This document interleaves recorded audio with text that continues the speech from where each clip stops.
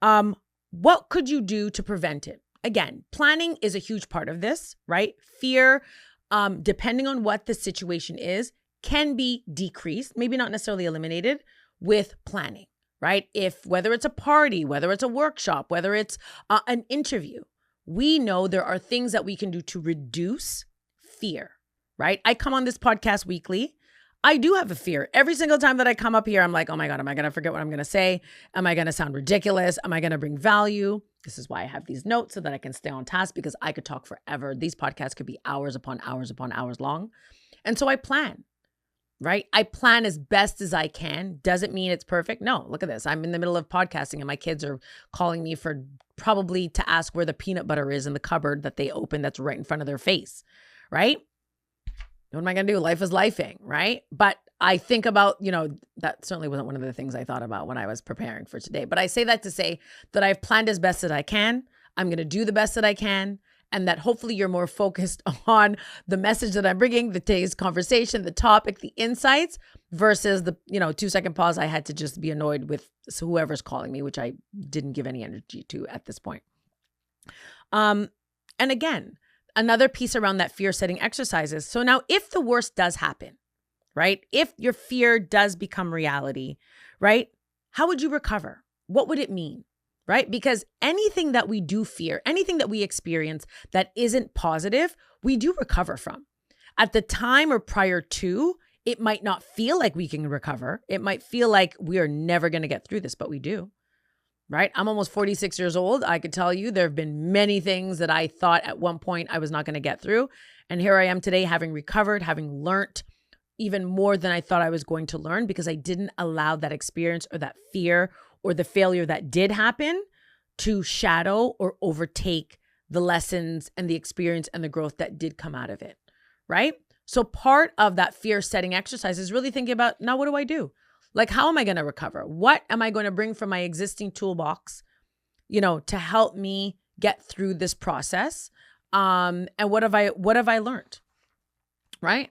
All of these things. Now, again, this is not a perfect science when it comes to combating fear, but we're almost taking or like confronting fear before it even happens, before this situation happens. Failure can still take place. And I use the word failure, again, always in quotations, because I feel like the term failure is so negative, but failure can be our greatest learned lesson, right? And so these 3 tips around thinking about, what would be the worst case scenario, how we would recover, how we would be able to kind of bounce back is all part of being able to, again, confront fear and realize that, it exists. Failure is a thing, but it shouldn't be the blockade. It shouldn't be the roadblock to us continuing on this trajectory, right? We have too much purpose, too much power, too many gifts to be held back by fear. And the world deserves a little bit of you. They deserve the opportunity to bask in what your power and your purpose is. Again, be mindful of fear, because fear could be giving you insight into something that you really shouldn't, right? So again, I don't want us to mix up or to eliminate the whole concept of fear, because fear can sometimes also enlighten us to something that's dangerous, that isn't right for us truly. And so we have to take heed of that. But don't allow fear to be the complete roadblock where we do not come out of our comfort zone, where we stay in status quo and then hope that there's a better outcome or that there's going to be something that different, something that happens differently. Another one, another rule or another exercise, I will say. So this is not something that I perfected at all, but there is also another exercise called the 5-second rule, which I think many of us apply when things fall on the floor. I think that's a 10-second rule. You're going to pick it up and eat it. That's a 10-second rule. This is a 5-second rule related to fear. Not the same thing, but it's actually, again, something that's shared by Mel Robbins. And one of the things that he says is fear has a way of tricking us into hesitation as well, right? So when we fear something, we immediately go into hesitation. We're like, oh, like, no, I can't do this. Like, no, this is not the right path, or no, this is not the next step that I should take because, again, of all these reasons why we fear failure, right? Why we create a narrative that says if we do this, the outcome is going to be catastrophic, that it's going to end badly, that we're not going to achieve the things that we desire. And so we have a tendency, right, to overthink, to doubt ourselves, and ultimately do nothing, right? And so this Mel Robbins' 5-second rule is very simple, but it is a powerful tool that is used to interrupt, right? To disrupt the mantra or the mindset where we would hesitate, but instead it interrupts this cycle and allows you to take immediate action, right? So this rule is very straightforward. And again, I want to make sure that I share this accordingly. It says, the moment you feel the urge to act on a goal or face fear, count backwards from 5. So you do 5, 4, 3, 2, 1, and then move before your brain talks you out of it. So physically move, right? So don't just do 5, 4, 3, 2, 1 and sit. Like actually physically move to whatever that next, like physically move, right? Get out of your seat, stand up. So what it says is that the psychology behind this rule is that it hijacks our natural fear response. By counting backward, we activate the prefrontal cortex, which shifts our focus away from fear-based hesitation and toward decision-making, right? It creates a small window for action, allowing us to push past self-doubt and to take the first step before fear sets in, right? I want you to try that. I myself have to try it. I was, again, doing some research on what are some techniques, and because it is something that I share a lot in my workshops, again, getting past or recognizing or reframing that concept of fear of failure, and happened upon this 5-second rule. What I thought was really interesting was it wasn't just about, because I was like 5-second rule, counting down from 5, like 5, 4, 3, 2, 1. But the actual physical movement I thought was a very interesting concept because, again, it changes. I love the word that they say hijacks. It hijacks the inner thought or the desire to stay status quo. When you physically move, your body and your brain change, right? And so now you're distracted from what you were originally fearful of, and now you're moving on to that immediate action. I'd love to hear anyone that tried that out. Your thoughts. If it's something that you actually have done or that you do right now, has it worked for you? Please share. Comment, share, like, subscribe. But I would love to hear if this is something that you've used before and if you found it useful. If it isn't something you used before and you now have tried it, I would love to hear how you felt. Like, did you notice that you kind of eliminated that fear that was coming up for you? Did it allow you to take action? And again, I want us to be very mindful. When we talk about taking action, I'm not talking about these huge leaps. I'm just talking about not like that incremental step that takes you out of that space of fear. Would love to hear your thoughts around that because it really shows, again, the power of the mind, right? I don't know if it was last episode or the episode before that, or probably something that I share all the time. Our inner chatter, what we tell ourselves, is powerful. Our mind is a huge mobilizer, but it can also be a big roadblock. So I love the idea of disrupting a mindset or a mantra or an inner thought that is preventing us or acting as a roadblock, and pivoting it in a way where now we're inclined to take action, and how we notice that action is again positively impacting us. Would love to hear your thoughts. I'll also share because I'm going to try it. I'm going to try it, right? Another thing that I thought was really interesting and something that I have implemented myself over the last little bit is creating a fear to fuel plan, right? This sounds kind of wacky, but I'm someone who likes to take notes. I still have an agenda. I love spreadsheets. I just love to create plans that I can look at, follow, and then see where I've made active changes. And so this fear plan is one of the first things that you need to do is identify the fear, right? So it's easy to be like, oh, I'm fearful. Like, I'm fearful of taking the next step. I'm fearful of moving forward. That's great. But like, what specifically are you fearful of?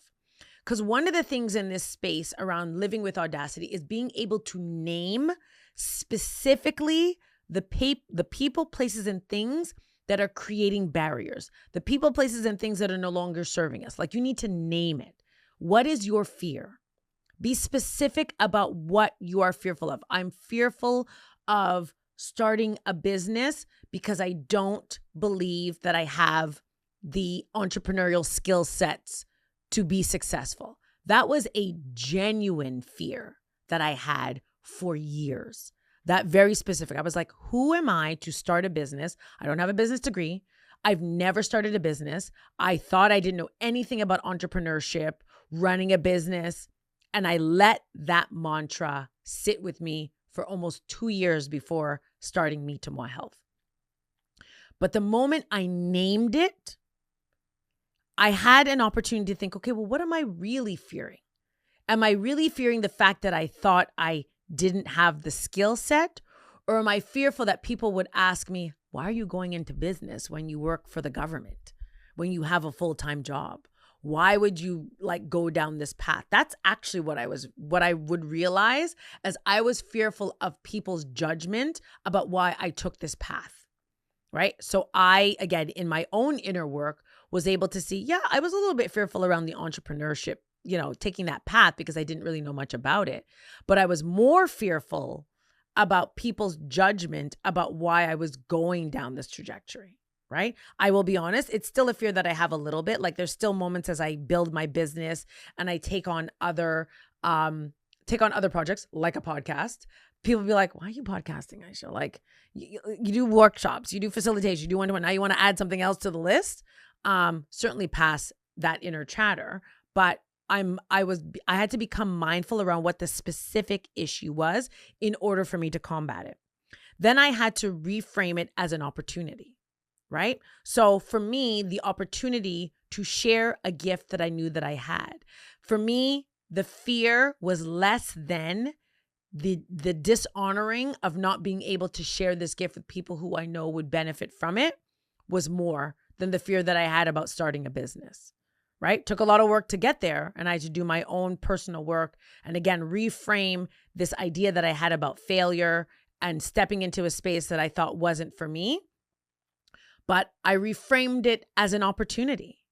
What I was actually fearful of, and this is a real thing, what I was actually fearful of was allowing people to see that I had a gift, that I was fearful that I would come off as, I'll say, appearing grandiose, that, yeah, I had this gift that I could share with people, that people would be better off following a coaching session or a workshop. I had to get comfortable with a fear of people making these assumptions about me in order for me to step into a place where I do have a gift, that I do know when I finish a session, whether it's a workshop, facilitation, one-to-one, that people are better off.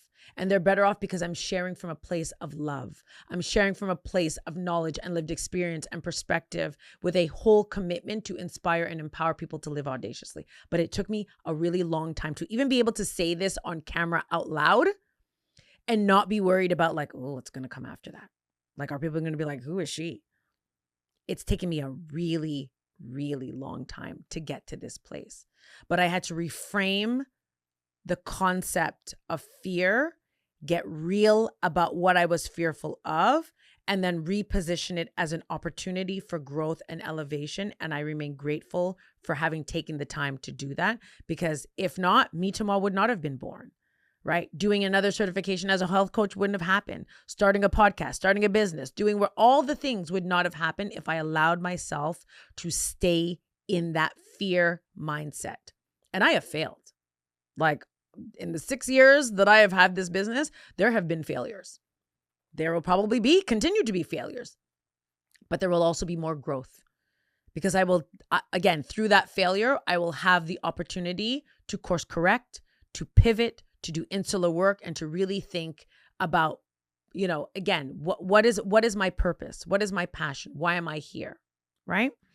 The last piece, and I think I shared this the last podcast, is don't be so focused on the end game, right? Don't be focused on the end outcome. I think when we think about fear of failure, we are fearful that the end outcome is not going to be what we want it to be. There's two things. Most people have no idea what our end game is. Unless we share it on a billboard and tell people explicitly what the end game is, no one actually knows what the end game is. So the fear that we have of the end game not working out, that's our own fear. That's number one. Number two, we also have this fear that this vision that we have around how something is supposed to happen doesn't happen. What I'm going to tell you is be more focused on the small action step that creates the permanent change than the big outcome. Because sometimes in the journey of your, like the path that you're taking, the journey that you're taking, you will take small action steps that actually lead you in the direction that you were supposed to be in versus the direction that you thought you needed to be in. Kind of goes back to the have to get to. We do things in life that we have to, thinking that we have to do them in order to reach an achievement, when in fact, the things that we get to do actually shifts us in the direction that we're supposed to be in. Right? So be focused on the small action steps. Don't allow fear to be this overarching cloud that says the end outcome is not going to be. Who knows what the end outcome is going to be? What we're seeking is success, growth, elevation, achievement. What that trajectory looks like, how we get there, as long as we're not harming anyone. I just want to put that out there. How we get there is left to be experienced through, again, those moments of growth, as well as those moments of fear, right? And so again, I want us to think as we kind of as I bring this podcast to a close, some things I want to leave with you. That number one, fear is information. It really isn't your enemy, right? Fear is the opportunity to really dig deep and explore what is it that we're fearful of. Are we actually fearful of the end outcome, or are we fearful of maybe even being successful? Are we fearful that things are actually going to go right? And if they do go right, then that means that we got to go more. We got to go further. We got to put, right? Like, what are we being fearful of? Fear, see fear as information and not your enemy, right? Be willing to learn from everything that comes from fear, because there is sometimes more lessons to be learned in that space than there are from the things that go really well. I also want to say and share, the more we face fear, is the more power we have over it, right? And if we execute some of those, just those two exercises, whether it's the 5-second rule, or, even what I should have run, how we reframe, like, again, the concepts and asking those questions. What's the worst case scenario? What could happen? If something failure does happen, what is the capacity that we have to recover from it, right? The more we face fear is the less that it has, the less power it has over us.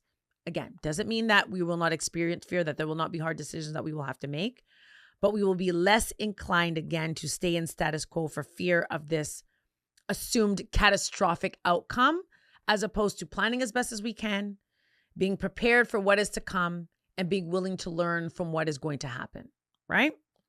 And the last piece one is the small but consistent steps, right? We often fear the big end game, but if we take our time and pay attention and put more of our energy again into those small action steps that allows for more permanent change, we actually start to reduce our stress, our fear of failure, because what we're also doing is we're preparing ourselves. We're weighing the pros and cons of what we deem to be minuscule step, preparing as best as we can, experiencing what is happening, and then moving forward with additional tools in our toolbox, right? Do not see fear as, again, this catastrophe that is going to have us completely move away from our desired outcome, where we're not going to be able to achieve.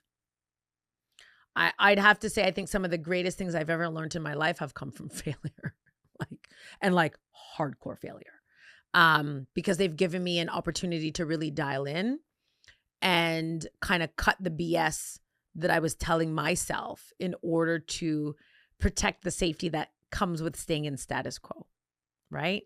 There is nothing worse than having to confront those things in our life that are the most difficult.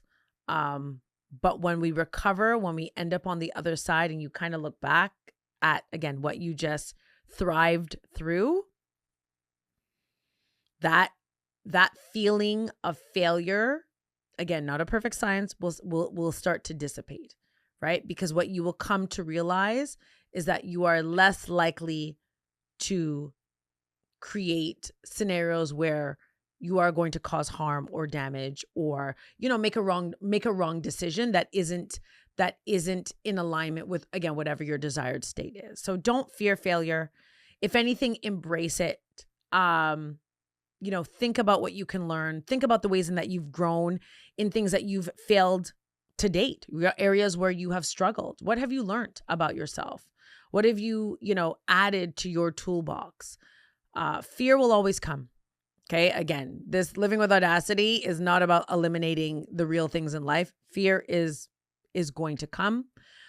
Failure is going to come, but how we choose to use it, how we choose to see it as a mobilizer and a motivator in our life, that's the opportunity that we have. That's the choice that we can make. So don't choose status quo, because growth doesn't happen in status quo. Growth happens in disruption, in discomfort. And we need to get to a place where we are comfortable in that space, where we're embracing that space, because again, it's ultimately what you learn the most about yourself. So I've covered a lot. I've talked a lot. I would love to hear your thoughts about fear, fear of failure. Is it something that you are working through? Is it something that you've worked through? Are you on the other side where, I'm not saying you're over here looking for fear, like looking to be scared, but like where you have actively used fear as a mobilizer? And what did you use it to mobilize with? Like, was it starting a business? Was it going back to school? Was it a divorce? Was it, again, this is applicable. This fear of failure is applicable to every single aspect of our life, right? So I would love for you to share, what are the things that you are fearing? How can we mobilize or shift the mantra around fear and failure? If you're used any of the two tools, one from Mel Robinson, or again, reframing that concept of fear, I would love to know. Share, subscribe, like, and join me for another episode of Living with Audacity. I'm your host, Aisha, and it is always a pleasure to be here with you. Take care, everyone.